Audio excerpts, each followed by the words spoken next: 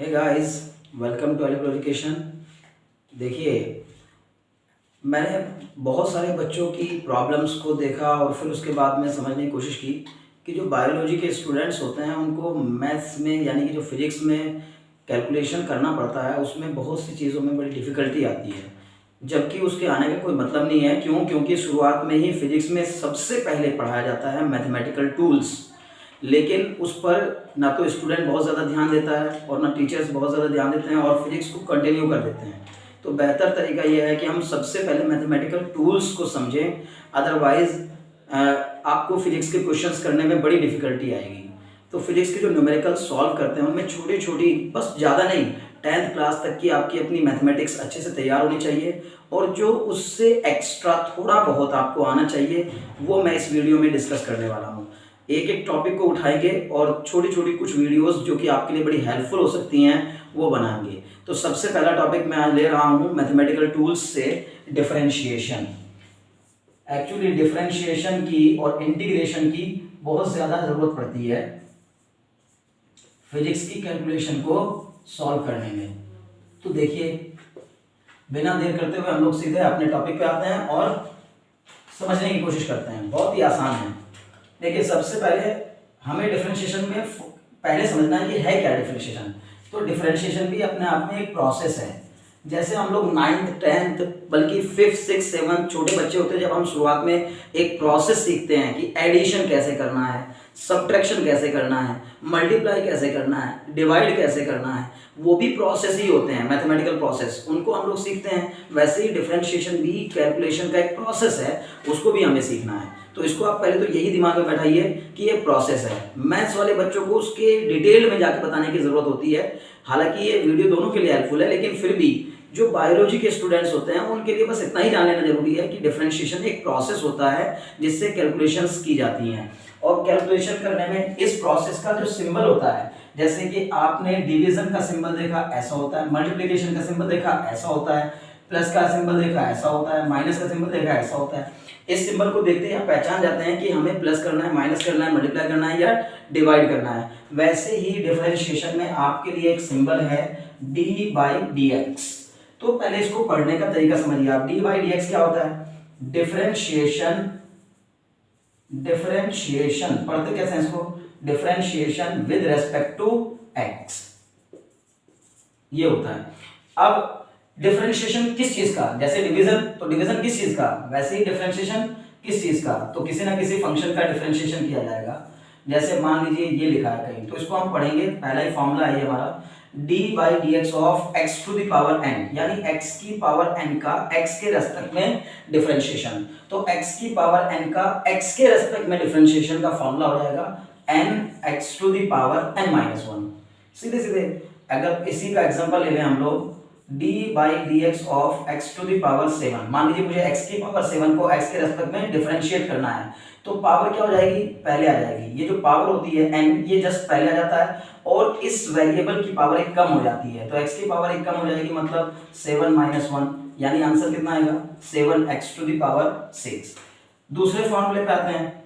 दूसरे फॉर्मूले को अगर समझा जाए तो क्या हो जाएगा? d/dx of c x to the power n। मतलब अगर यही x की पावर n के साथ कोई कांस्टेंट नंबर भी लिखा हुआ हो तो कुछ चिंता करने की जरूरत नहीं है। c को बाहर निकालो और सिर्फ वेरिएबल को डिफरेंशिएट कर दो।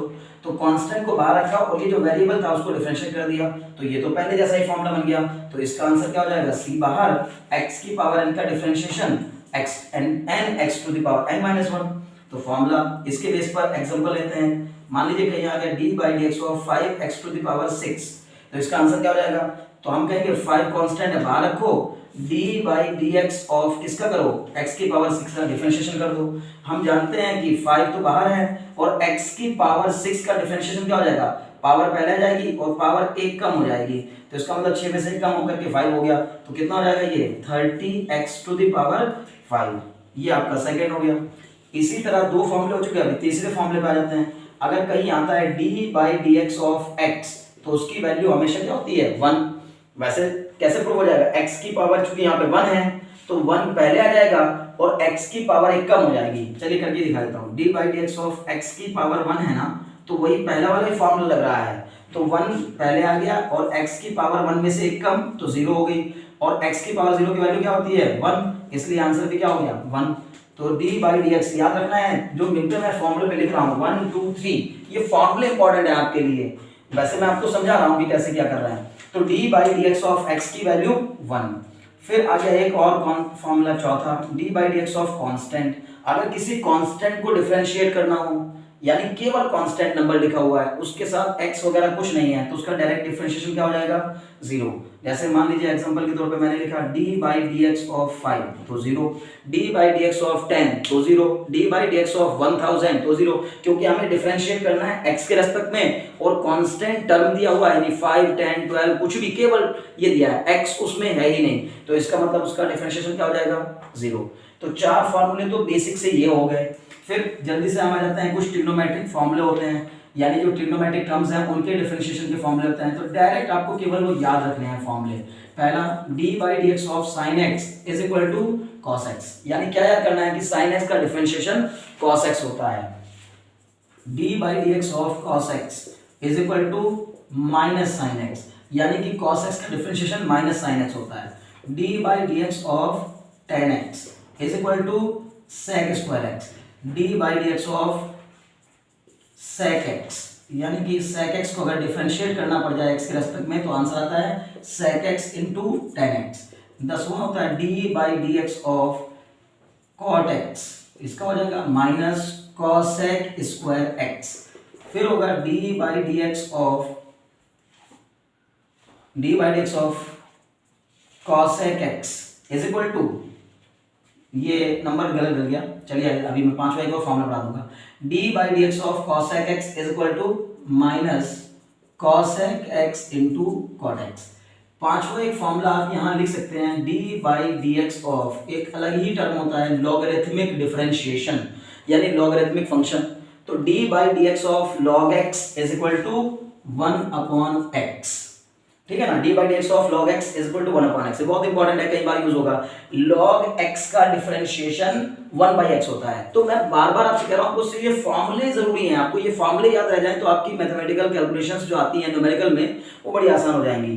तो इसके बाद आपके 6 फॉर्मूले हो गए ट्रिग्नोमेट्री के, एक हो गया log x का, और 4 हो गए ये बेसिक फॉर्मूले, और एक और आप बढ़ा लीजिए बस, और उसके बाद आपको ज्यादा कुछ और जरूरत नहीं पड़ेगी। तो d/dx ऑफ e की पावर x का फॉर्मूला हो गया e की पावर x। तो ये 12 फॉर्मूले आपने बस याद कर लिए, आपको मान के चलिए कि मैक्स टू मैक्स क्वेश्चंस जो कि आपकी फिजिक्स में आएंगे वो इनसे सॉल्व हो जाएंगे। चलिए एक दो क्वेश्चंस लेकर इनकी प्रैक्टिस करते हैं किस तरह की। अभी मैंने इसको मिटा दिया, आप लोग वीडियो को पॉज करके आराम से नोट कर सकते हैं। देखिए अब एक क्वेश्चन लेते हैं, मतलब एक 2-4 क्वेश्चन लेकर के इनकी प्रैक्टिस हो जाएगी। मान लीजिए कहीं दिया हुआ है आपको कि d/dx of x to the power 5 plus 6x square plus 3x plus 1, इसको डिफरेंशिएट करिए। तो इसको डिफरेंशिएट करना मतलब पूरे इस पॉलिनोमियल को डिफरेंशिएट करना है, तो इसको डिफरेंशिएट करने के लिए हमें क्या करना होगा, x की पावर 5 का डिफरेंशिएशन हो जाएगा सीधे सीधे वही formula nx to the power n-1, तो 5 पहले जाएगा और x की पावर 1 कम हो जाएगी, मतलब 5x टू द पावर 4, फिर प्लस 6 को डिफरेंशिएट कर इसको करना है, तो इसमें कौन सा वाला फॉर्मूला लगेगा, सेकंड वाला फॉर्मूला जिसमें कांस्टेंट के साथ वेरिएबल लिखा हो। तो कांस्टेंट को हाइड कर लेते हैं, यानी कांस्टेंट को एज इट इज रहने दीजिए, x स्क्वायर का डिफरेंशिएशन करिए। तो x स्क्वायर का डिफरेंशिएशन क्या होता है, 2 पहले आ जाएगा, x की पावर 1 कम, तो 2 में से 1 कम होकर के 1 लिखा जाएगा, तो ऑब्वियस होता है, लिखने की जरूरत नहीं है। तो पहला हो गया, दूसरा हो गया। अब आए इसको डिफरेंशिएट करना है, तो इसमें भी ये जो कांस्टेंट 3 है इसको बाहर रहने दीजिए, और अभी अभी मैंने लिखा है आपको d/dx, चौथा फार्मूला d/dx ऑफ x की वैल्यू 1 होती है, तो इसका मतलब x का डिफरेंशिएशन 1, और ये केवल कांस्टेंट है 1, तो इस 1 का डिफरेंशिएशन 0। तो आंसर कितना हो गया कुल मिलाकर 5x to the power 4 plus 12x plus 3, ऐसे डिफरेंशिएट करना है। तो अगर दो या दो से ज्यादा टर्म्स एडिशन और सब्ट्रैक्शन में लिखे हों तो उनको डिफरेंशिएट करने का तरीका क्या है कि अलग अलग टर्म्स को डिफरेंशिएट कर दीजिए उन्हीं फॉर्मूलों का सारा लेकर जो मैंने आपको लिखवाए हैं। एक क्वेश्चन और देखते हैं, क्वेश्चन नंबर 2। मान लीजिए कहा गया d/dx of sin x plus cos x plus x cube plus 3, ऐसे करके मान लो कुछ भी दे दिया। तो sin x को डिफरेंशिएट करना है, तो sin x का डिफरेंशिएशन मैंने अभी लिखवाया आपको, divide x of sin x equal to cos x plus cos x का डिफरेंशिएशन माइनस sin x होता है, तो सीधे सीधे लिखिए cos x का differentiation minus sin x plus x cube का डिफरेंशिएशन, फिर वही वाला formula d by dx of x की पावर n वाला पहला फॉर्मूला, फर्स्ट फॉर्मूला, तो क्या हो जाएगा 3x टू द पावर 2, और 3 पूरा पूरा कांस्टेंट है, उसके साथ कोई वेरिएबल है ही नहीं, तो कांस्टेंट का डिफरेंशिएशन हमेशा 0, तो ये हो जाएगा आपका इस फंक्शन का डिफरेंशिएशन। तो बताइए क्या करना है, कुछ भी नहीं करना, cos x minus sin x plus 3x square, बहुत आसान, इतना आसान हो जाएगा कि आप को लगेगा कि उंगलियों से आप उंगलियों पे डिफरेंशिएशन करने लगे, कुछ नहीं है। चलिए थोड़ा सा कोई एक क्वेश्चन और बढ़ा दें, थोड़ा टिपिकल कर दें, कुछ नहीं टिपिकल होता वो, बस थोड़े बहुत बदलाव करेगा। मान लीजिए लिख दिया d by D x of x square plus 3 के होल स्क्वायर का डिफरेंशिएशन, तो होल स्क्वायर ओपन करिए पहले, अभी डिफरेंशिएट मत करिए, पहले इसको सिंप्लीफाई कर लीजिए, तो ये बन जाएगा x की पावर 4 a प्लस b का whole square equal to a square plus b square plus 2ab, तो 2 इंटू 3 इंटू एक्स स्क्वायर, या 2 इंटू एक्स स्क्वायर इंटू 3, मतलब कितना हो जाएगा, अभी हमने डिफरेंशिएट नहीं किया इसलिए इसको हटा नहीं रहे सिंबल को, ये सिंबल कह रहा है कि डिफरेंशिएट करो, जब तक डिफरेंशिएट नहीं करोगे तब तक इसको हटाना नहीं है।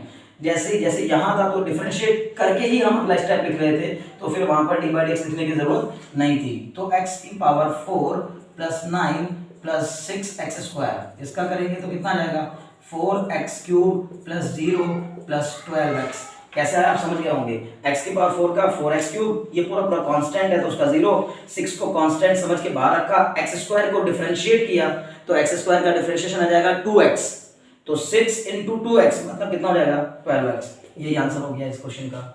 ठीक, तो इस तरह से कोई भी क्वेश्चन दिया गया होगा, क्वेश्चन नंबर एक और देख लेता हूँ, फोर्स में कई बार ऐसा होता है कि बच्चे कंफ्यूज होते हैं कि ये क्या दिया है, x cube plus 3 upon x plus 4 upon x square plus 7x plus 5, मान लो इस टाइप से कुछ दे दिया, तो पहले आप फिर वही कहानी थी, सबसे पहले आप इसको सिंप्लीफाई कर लीजिए, अभी डिफरेंशिएट मत करिए, पहले अपने काम का बना लीजिए ना इस पॉलिनोमियल को, तो x क्यूब का एज इट इज रहने दीजिए, 3x की पावर ऊपर जाके क्या हो जाएगा -1, फिर प्लस का 4 है, ऊपर जाके x की पावर कितना हो जाएगा -2, क्योंकि x की पावर 2 था नीचे तो ऊपर जाके माइनस हो जाती है पावर, फिर प्लस का 7x प्लस 5, अभी हमारे काम का बन गया।